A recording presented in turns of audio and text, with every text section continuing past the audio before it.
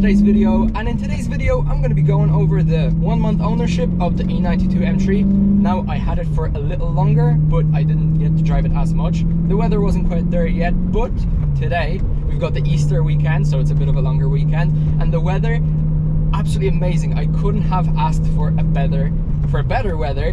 It's actually over 20 degrees and it's going to be the same for the next 2-3 days, and I hope everyone watching is doing fantastic as well. And I have a few things which I want to cover. I've got a list right here, and yeah, I guess we're just going to go on a drive and I'll talk about some E92 M3 related things. Let's get started. Now, the very first thing on my list is fuel consumption. Now, I thought that it was going to be worse, and I mean a lot worse, but it's actually almost the same as my E92 335 with the N54 engine that I had before. So the fuel consumption that I had on that was about 13 liters per 100 kilometers, and here my current one is 14.2, and that is in mixed mode, and I've been driving in a town more often than on the highways, so that is absolutely amazing. And I don't drive this car to the ground, but I also do like to step it down a little. Now, the next thing is one of the worst things on this car by far, and I mean by far, this is the Undertray. Now, the Undertray is sticking down so much that if you're going over speed ramp, most of the speed ramps, it is going to hit. It's not plastic, it's made out of some material which rips. So realistically, if you are using this car, you aren't going to get much use out of the Undertray cover, and you will probably have to get another Undertray cover. Now, there is a solution which I am going to get, and it is essentially the aluminum Undertray cover. It's a basically straight sheet of aluminum made for this car, and there's nothing sticking down, which is ideal because you won't be hitting on anything. And even if you will be kind of scraping on a ramp, it is aluminum, it's not some fucking material, so it is not going to rip, which is great. So again, Undertray cover, super huge pet peeve. I absolutely hate it. I don't know who came up with it, but yeah, like, I'm gonna leave it at that. I can probably say so many more things about it, but I'm gonna leave it at that. Going over to the gears, at first, you obviously have to get used to driving a new car. It is completely normal. Not even talking about downshifts, but just the gear ratio and how everything works. Initially, what I found is that it was very difficult to smoothly go off the first gear, especially in traffic, and I found that the best thing to do, very counterintuitive, is to turn on the power button. I will get to the power button soon, and essentially once you do that, you want to kind of bleep the throttle pedal just so you can get that initial motion once releasing the clutch, and again you will have a smooth kind of first gear acceleration. And in this car, whenever the clutch grabs, like, it grabs, so there isn't much of space for error, which is fine. And driving this in town has been significantly more pleasant since I have kind of decided to turn on the power and start bleeping the throttle pedal. So now let's talk about the downshifts. Very controversial thing, because a lot of people go for the automatic instead of the manual, because you do have that amazing downshift every single time. But manual is so much more fun, and having this car in manual, never drove it in automatic, but I very doubt that I would prefer automatic. Now, some of my friends did decide to get automatic versions of different cars from manuals, and they kind of regret not having manuals, because again, it is significantly more fun to drive, and you actually feel like you're doing something and you're driving the car versus just clicking on the paddles. And at this rate, there are so many automatic only cars that it would be a sin not to go for a manual version. And now going back to downshift. So obviously, whenever you get a car, it takes some time to get used to. At first, when I got the car, I was really upset because pretty much every other car that I was able to get into, I got downshifts pretty quickly within like an hour of driving the car. Where here, it was a different story. It was very difficult, and after some time, I had a weekend where I was really good at them, and then I had a weekend where I was really shit at them, and it just kind of left me thinking, like, what is going on? And again, after driving the car some more, I became more used to it. But what done it for me is the shoes. Now, I used to really like shoes, and I used to be into shoes, still kind of am, but to be honest, the best shoe that you can actually learn your downshifts with is something that has a smaller sole. just so you can get that kind of pressure and feel for the clutch pedal better than in like a thicker sole shoe. I'm gonna throw up pictures on the screen of the shoes that I used to have. One of them that I was driving initially was the EDC 700, I think it was V2, and now currently, which is probably my favorite pair of shoes, is Nike Stefanianowski. They're not that expensive. I've been rocking this shoe for the past, I want to say 16 years at the very least, probably more, and I absolutely love this shoe. I always make sure to have this pair of shoe on me, mainly because I used to be BMXing, and this pair of shoes is perfect for BMXing. So I do definitely recommend it if you're looking for a nice, comfortable, good looking pair of shoes. And there's some dude on the bike almost pulling out on the road, but yeah, do get yourself a nice comfortable pair of shoes for yourself to drive in. So now going back to the power button, initially I didn't use it much. I was comfortable with what I had, which is the power and the throttle actuation without the power button. But now, honestly, first thing I do, even before I turn the car on, well, when I turn the car on, is I turn the power button on, and the car drives significantly more better. That's because I'm used to it, so I already know how to handle the power. And yeah, the power button is a must. And again, like, it takes some time to get used to a new car, never mind like an actually like fast and powerful car, which is very understandable. I was kind of unsure about it at the start, a bit afraid, which is of course normal, but here we are. I'm literally having one of the best times that I had in I don't know how long, to be honest.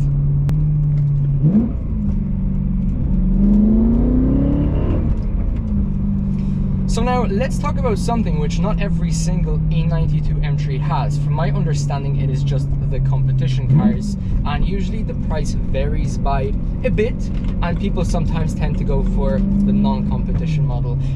So I'll talk about the EDC button now. And EDC essentially is electronic dampening control, and basically it makes your suspension more stiff or stiffer. And you are 100% going to feel the difference. So what many people think whenever they think of stiffer suspension, they think that it is for track use and that it is very uncomfortable. Well, kind of is, but if you have the roads and if you turn on the EDC, it is not going to make your car feel a bit more stiffer around the corners.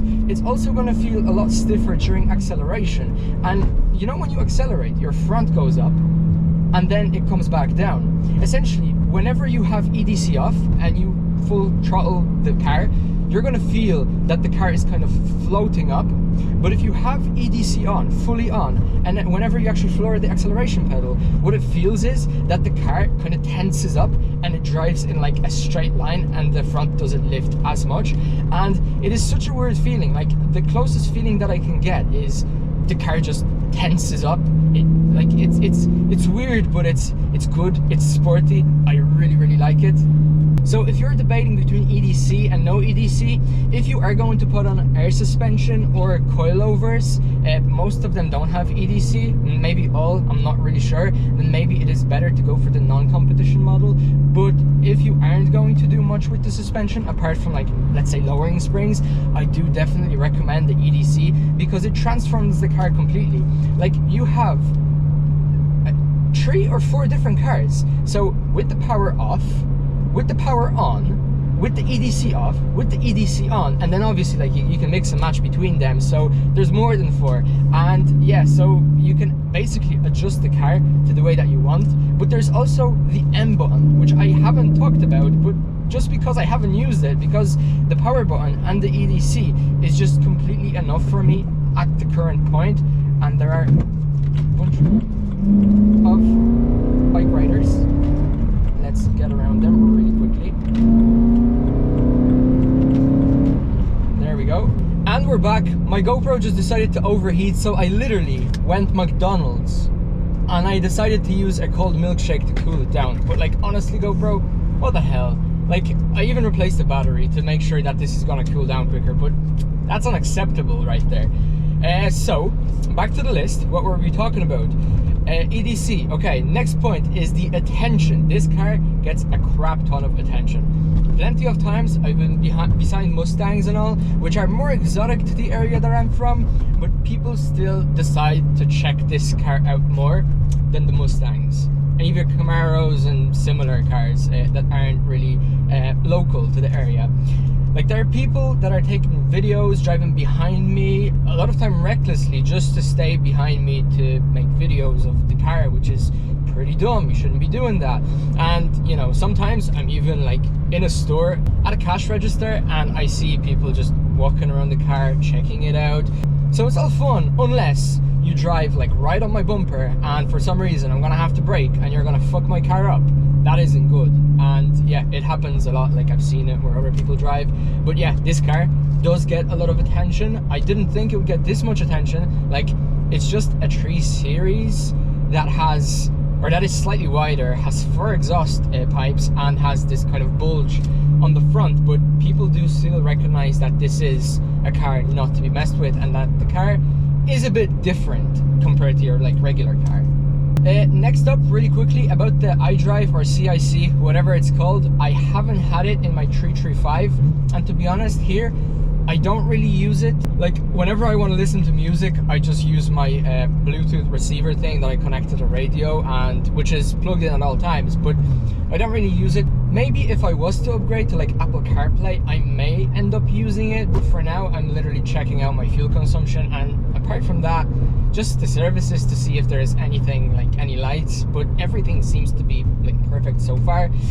Knock on anything, I don't have anything wood in the car, but yeah, you get what I mean. And yeah, I mean, I don't use it much. There's not much that I can say about it. Now let's talk about the driving, because every time I go out for a drive in this car and I come back, I feel very alive, very shaken up for some reason. It's not like I've been doing some devious activities, right?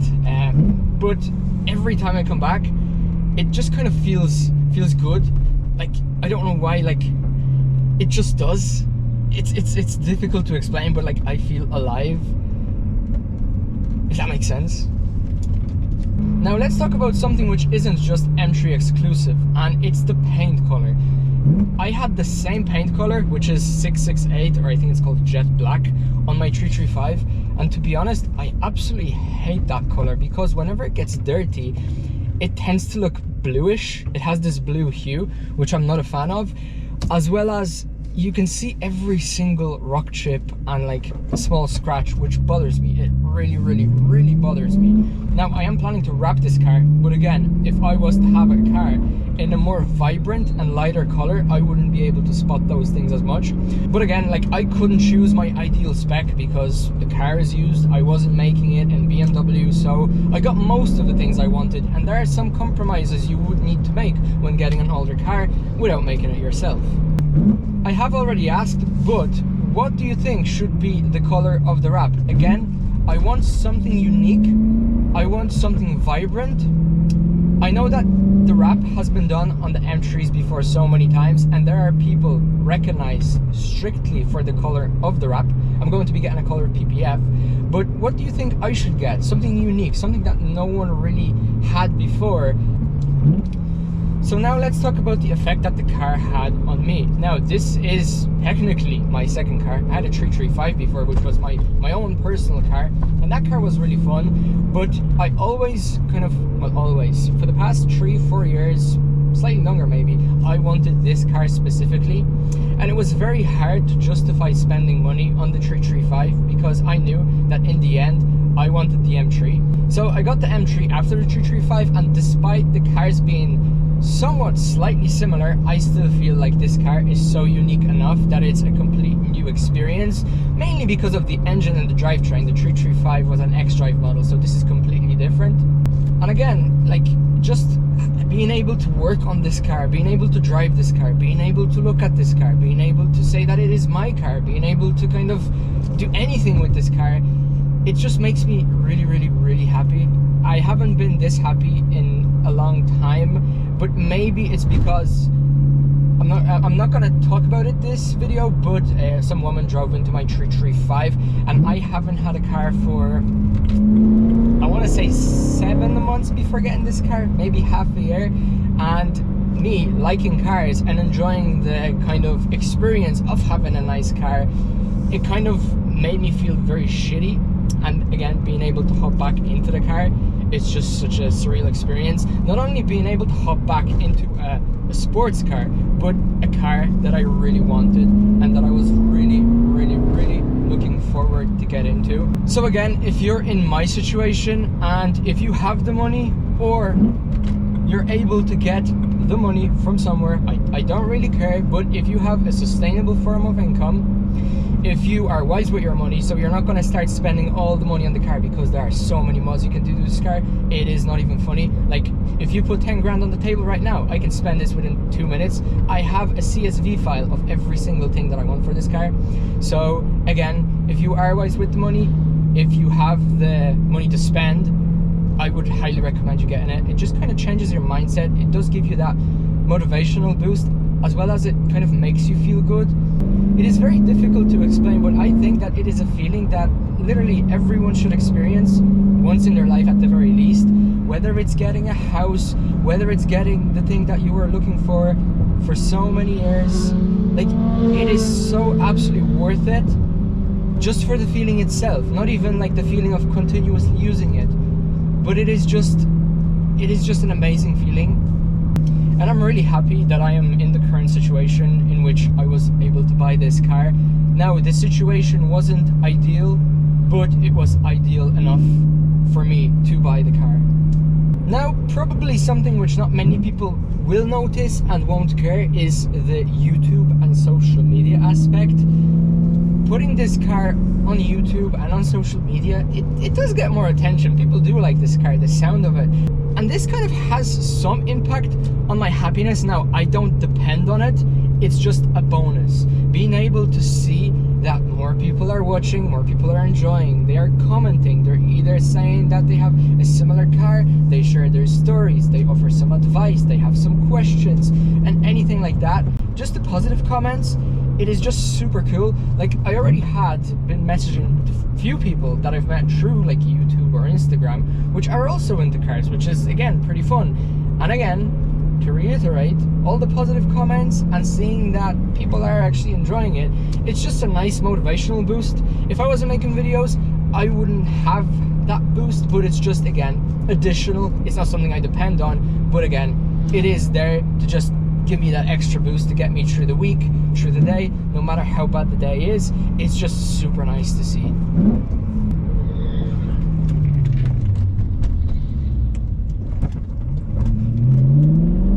There is some dude which literally wanted to overtake a cyclist and almost drove into me. I had to brake and I had to stop. Fucking dumbass.